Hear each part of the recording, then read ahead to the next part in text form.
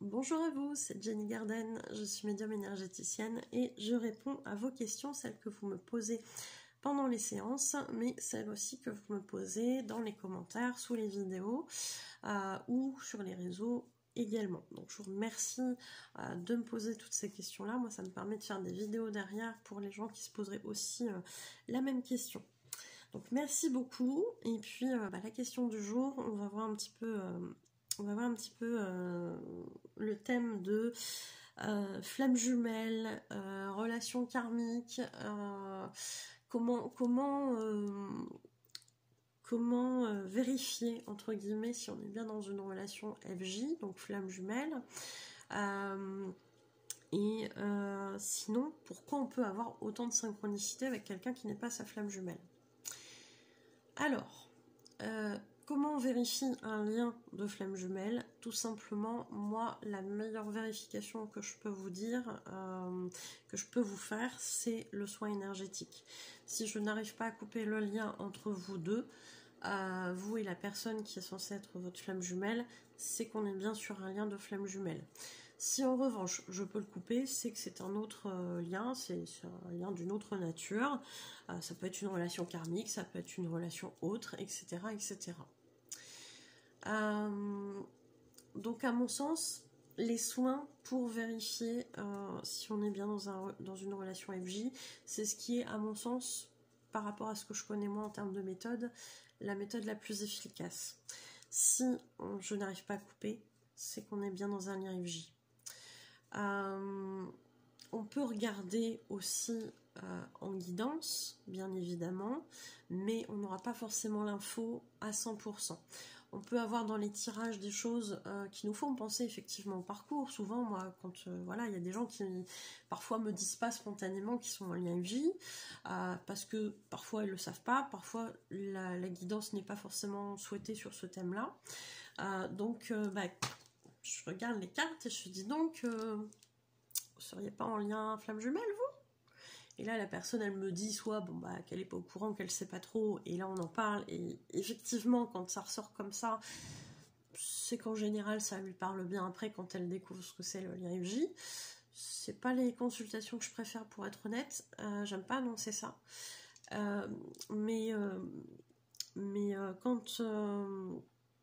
Quand on est sur une personne qui avait fait le choix d'avoir une guidance sur d'autres domaines et que ce thème-là ressort, ce qui est quand même assez fréquent, hein, sans qu'on le veuille, on va nous tartiner comme ça, hein, la flamme jumelle va revenir dans le domaine du travail, dans le domaine de sentimental bien sûr, etc., etc., hein, toujours quand on ne la souhaite pas, entre guillemets, dans les tirages. C'est aussi une caractéristique des parcours FJ. L'autre est toujours là. Même dans les tirages, même quand on ne pose pas la question sur ces personnes-là. Donc, quand la personne ne souhaite pas forcément une consultation sur le lien FJ, qu'elle le sait et que ça ressort quand même, la personne va me dire « Oui, je sais, je suis en parcours flamme jumelle, effectivement. » Bah oui. Ouais. Donc ça peut être une façon aussi de confirmer le lien. Mais quand on ne sait pas, quand on n'est pas sûr, on peut quand même avoir quelques ambiguïtés. Dans une guidance, à mon sens, je trouve, on est à 98% sûr dans les tirages que c'est à peu près ça, mais la meilleure vérification, à mon sens, ça reste le soin énergétique et essayer de couper le lien. Si le lien ne se coupe pas, c'est qu'on est bien en relation FJ. Donc ça, c'est pour la première question. Comment vérifier si on est bien dans une relation FJ? Et cette question-là, elle intervenait sous une vidéo où en fait, c'était un message de l'âme d'une personne, je crois, qui avait été supposée FJ, et en fait, ça n'était pas la flamme jumelle, donc l'âme avait répondu que c'était pas... qu'elle n'était pas sa FJ en fait, qu'elle n'était pas la FJ de la personne. Donc on peut aussi des fois dans les canalisations avoir une confirmation ou une affirmation qu'on n'est pas dans un lien FJ. C'est arrivé à quelques reprises. Maintenant, je préfère toujours être vigilante là-dessus parce que on part dans l'idée qu'on est sur un lien de flamme jumelle. C'est qu'a priori, on est sur de l'info quand même. Hein. Donc, les canalisations, si vous n'êtes pas sûr, évitez. Vérifiez votre lien avant. Si on est bien dans une relation FJ, on fait une canalisation après si c'est votre souhait, hein, c'est pas obligatoire. Donc voilà, ça c'était une info que j'avais envie aussi de vous donner. Et la personne disait dans sa question, donc comment vérifier si on est bien dans une relation FJ ou si c'est plutôt une relation karmique. Voilà, la relation karmique, alors la relation flamme jumelle est une sorte de relation karmique. Ce n'est pas la seule qui existe, la relation karmique. Donc oui, on peut avoir des flammes jumelles, mais on peut aussi avoir des relations karmiques avec d'autres liens d'âme. On peut avoir des relations karmiques avec des personnes toxiques, qui sont toxiques à l'heure actuelle, et qui bien souvent dans les vies antérieures ont été aussi toxiques. Tiens donc, hein, on vient répéter les mêmes schémas parce que c'est pas fini. Hein? Bah oui. Oui, on vient répéter. Tant que c'est pas fini, on vient répéter jusqu'à temps qu'on comprenne et qu'on annule ce truc-là, qu'on le résolve, etc., etc. Et la personne disait dans son commentaire aussi, dans sa question, si c'est pas une relation FJ, pourquoi j'ai eu tant de synchronicité? Les synchronicités ne sont pas spécifiques au parcours de flamme jumelle. Les synchronicités, elles sont là pour vous montrer qu'on est bien souvent sur le bon chemin ou pour nous faire comprendre quelque chose. Souvent, ce qui va se passer, c'est qu'effectivement, parfois, donc dans le cadre FJ, forcément, on va avoir plein de synchronicités. Ça, j'en parle pas plus que ça parce que on en a déjà parlé dans plein de vidéos. Mais dans la vie de tous les jours, on peut avoir des synchronicités sur plein de choses. On peut avoir des synchronicités par rapport au boulot, on peut avoir des synchronicités, allez voir ma vidéo sur l'éveil spirituel, je vous en parle moi de certaines synchronicités. Quand je me posais la question de savoir si je devais me former au Reiki, j'ai eu plein de synchronicités là-dessus, et pourtant à l'époque j'étais pas en parcours, enfin je savais pas que j'étais en parcours FJ. Voilà, j'avais des synchronicités sur plein de trucs parce qu'il fallait qu'on me remette sur la voie qui était la meilleure pour moi, c'est-à-dire celle où je suis aujourd'hui en tant que médium énergéticienne. Mais à l'époque, je faisais encore de la résistance.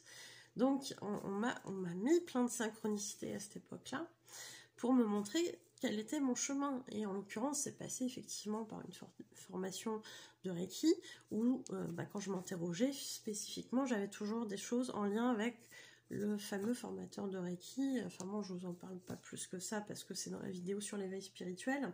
Si vous voulez aller voir, je vous la mettrai en petit machin là-haut, là. Je sais plus comment ça... En petite fiche, ça s'appelle une fiche, voilà. Pour vous dire toutes les synchronicités que j'ai eues, quoi. Parce que j'étais pas sur le bon chemin. Parce qu'on insistait, parce qu'il fallait que j'aille dans une certaine voie. Voie qui aujourd'hui, je la regrette pas du tout. J'aurais même voulu la faire avant. Mais bon, j'avais peur à l'époque. On est humain. Il y avait des choses que je maîtrisais pas forcément non plus. Et ça me faisait peur. Bref. Tout ça pour dire pourquoi autant de synchronicité des fois quand on est en lien avec une personne et que c'est pas notre flamme jumelle. Parfois, dans certains parcours, on rencontre ce qu'on appelle, ce qui est appelé dans le milieu une fausse flamme jumelle. La fausse flamme jumelle, on va avoir plein d'ingrédients qui ressemblent effectivement au parcours FJ. On va avoir des synchronicités. On va avoir plein de manifestations énergétiques. On va avoir des choses comme ça en termes d'émotions. On peut avoir plein de choses qui nous font penser qu'effectivement c'est une flamme jumelle. Moi-même, j'étais pas au courant du parcours FJ à cette époque-là. Si j'avais été au courant du parcours FJ, j'aurais pu avoir cette confusion-là avec cette personne de l'époque où il s'est passé plein de choses au niveau énergétique, etc. Mais bon, je n'étais pas au courant du concept et au final, c'est pas plus mal. Mais il y avait beaucoup de choses avec cette personne, effectivement. J'ai eu beaucoup de synchronicité, mais j'avais des choses à comprendre aussi vis-à-vis de cette personne. Donc, pourquoi il y a autant de synchronicité, même avec une personne qui n'est pas sa flamme jumelle? Tout simplement parce qu'on est dans la vie de tous les jours, qu'il y a des choses à comprendre ou des choses à confirmer. Donc, si on insiste avec une personne, c'est peut-être effectivement que cette personne, elle doit faire partie de votre vie pendant un temps, que ce soit au niveau du travail, au niveau sentimental, au niveau amical ou un autre domaine, j'en sais rien. Mais visiblement, il y a des choses à comprendre. Pourquoi on vous met cette personne sur votre route? Analysez ce qui vient, analysez les émotions qui sont présentes quand vous êtes en compagnie de cette personne. Est-ce qu'il y a des schémas répétitifs qui se rejouent? Peut-être que cette personne, elle vous a été envoyée aussi pour briser ces schémas répétitifs qui sont négatifs pour vous. Il faut aller creuser en fait. Pourquoi il y a autant de synchronicité? Parce qu'il faut aller creuser. Il faut aller voir pourquoi on vous envoie ça, pourquoi on vous envoie cette personne. Mais à aucun moment, une synchronicité vient juste dire que vous êtes flamme jumelle. Non. Bien sûr qu'il y a plein de synchronicités quand on est flamme jumelle, mais il y a aussi des synchronicités dans tous les autres domaines de notre vie. La synchronicité, c'est un signe envoyé par l'univers, Dieu, vos guides, appelez ça comme vous voulez, pour vous montrer qu'il y a quelque chose à comprendre ou qui viennent vous confirmer quelque chose que vous pensez. Tout simplement. Donc oui, on peut avoir des synchronicités vis-à-vis d'une personne, c'est parce qu'il y a des choses à comprendre avec cette personne. Peut-être que cette personne, elle vous est destinée, que ce soit FJ ou pas FJ, peut-être que cette personne, elle est censée partager pendant un temps votre vie dans un domaine particulier. Parfois ce sera amoureux, parfois ce sera un autre domaine, et que vous allez vous entraider ou vous faire... Enfin oui, si, c'est toujours une entraide, qu'elle soit positive ou vécue négativement par nous, c'est toujours une entraide en fait. Quelqu'un qui vient vous aider à rompre des schémas va se comporter d'une façon mauvaise avec vous pour que vous puissiez mettre un stop. Donc en ce sens, la personne vient vous aider. C'est très inconscient, bien évidemment on ne le sait pas. En tout cas, on ne le sait pas avec son mental, hein, sauf quand on est éveillé, qu'on se rend compte des choses et qu'on se dit, bon bah... ouais, là je comprends qu'il y a une répétition de schémas et que visiblement cette personne elle vient contribuer au fait que elle me rappelle ces schémas là. Donc qu'est-ce que j'ai à comprendre? Qu'est-ce que j'ai à comprendre, oui, sur le schéma répétitif qui est en cours, comment je peux rompre ça, etc. Et là, cette personne, oui, peut-être qu'elle aura eu des comportements qui sont un peu négatifs vis-à-vis de vous, mais elle aura surtout été là pour faire comprendre qu'il faut mettre fin à ce schéma répétitif, qui s'est peut-être déjà répété plusieurs fois avant que vous la rencontriez, qui va peut-être se répéter encore plusieurs fois si vous ne comprenez pas le message. Mais ça dépend de chacun. On comprend quand on est prêt, hein, de toute façon. Donc, si c'est pas compris, c'est que c'est peut-être pas le moment, c'est que vous êtes peut-être pas prêt à guérir ces choses-là, je sais pas. Mais parfois on répète longtemps. Ouais, parfois on répète longtemps. Bon bah après c'est comme ça. Est-ce que j'ai fait le tour du truc? T'as pas dit c'était quoi une relation karmique? C'est ce qu'il me disait là-haut. T'as pas dit ce que c'était une relation karmique exactement.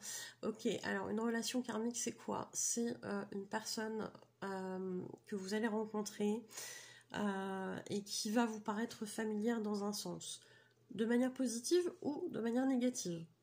C'est-à-dire que vous allez avoir comme ça une interaction avec cette personne dans la matière, il va se passer des choses. Soit vous allez vous dire « Ah, ça colle vachement bien, on s'entend bien, etc. Je sais pas pourquoi, on a l'impression de se connaître, et tout le tralala. » Ou alors, tout de suite, dès que vous allez voir cette personne, vous ne savez pas pourquoi, parce qu'elle vous a rien fait de mal, mais tout de suite, cette personne, elle va enclencher une méfiance chez vous. Et vous allez vous dire, c'est bizarre, quand je rencontre quelqu'un, j'ai pas forcément toujours ce sentiment-là. Pourquoi j'ai ça avec cette personne? Parce que justement, il y a un historique au niveau karmique, et que peut-être, si vous la sentez pas super, cette personne, c'est peut-être qu'elle vous a fait des crasses dans une vie antérieure. Alors, on va pas dire c'est tout blanc, c'est tout noir.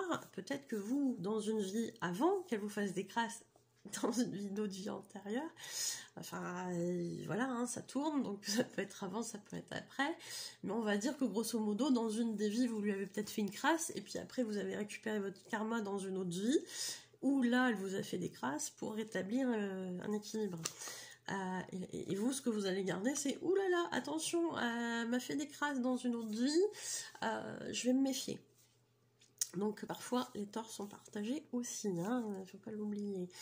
Mais oui, on peut avoir ce genre de choses. Alors une relation karmique, c'est tout simplement quelqu'un avec qui, dont l'âme a vécu des choses avec vous dans une vie antérieure et c'est pas réglé.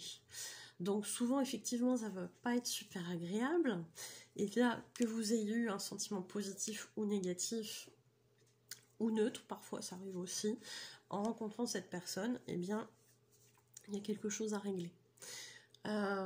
Parfois vous avez fait du mal à cette personne va venir équilibrer la chose dans cette vie actuelle et vous faire souffrir entre guillemets. Quand on fait quelque chose au niveau karmique, on va récolter les deux côtés de la médaille. On va expérimenter les deux côtés de la médaille. La blessure d'abandon, vous allez vivre un abandon, vous allez être abandonné, mais dans une autre vie, vous allez abandonner aussi quelqu'un. Parfois, ça peut se faire dans la même vie aussi, hein, mais souvent, ça se fait dans deux vies différentes. Et c'est pareil pour tout, c'est pareil pour quelqu'un qui a volé de l'argent, c'est pareil pour quelqu'un qui, je sais pas, qu'est-ce que je pourrais dire aussi, pour la trahison, pour toutes les grosses blessures, c'est pareil pour plein de choses en fait. Donc, faut pas oublier que le karmique, oui, il peut y avoir aussi les deux, hein, l'un et l'autre a pu se faire du mal dans deux vies différentes, et puis là on se souvient de certaines choses, mais si on retrouve la relation là maintenant, c'est parce qu'on va vivre quelque chose de karmique pour le rééquilibrer dans cette vie actuelle. Donc ça veut dire que c'est pas réglé. La relation karmique, on peut vivre des choses très très fortes avec cette personne, bien sûr. Souvent c'est dans la douleur, dans la souffrance, ce qui peut ne pas vouloir dire qu'en début de relation ça peut être sympa aussi, hein. Mais au final on va pas forcément se faire du bien, ça va être souffrant, mais on va venir équilibrer quelque chose.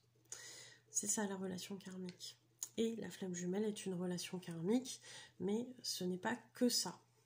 Voilà, la relation karmique, ça peut être avec d'autres liens d'âme, ça peut être avec d'autres personnes, donc voilà. Je pense que j'ai fait le tour. Je pense que j'ai fait le tour. Et puis, voilà, j'espère que ça a répondu à la question. Je vous remercie pour votre écoute et je vous souhaite une belle journée ou une belle soirée. Et je vous dis à bientôt. Prenez soin de vous.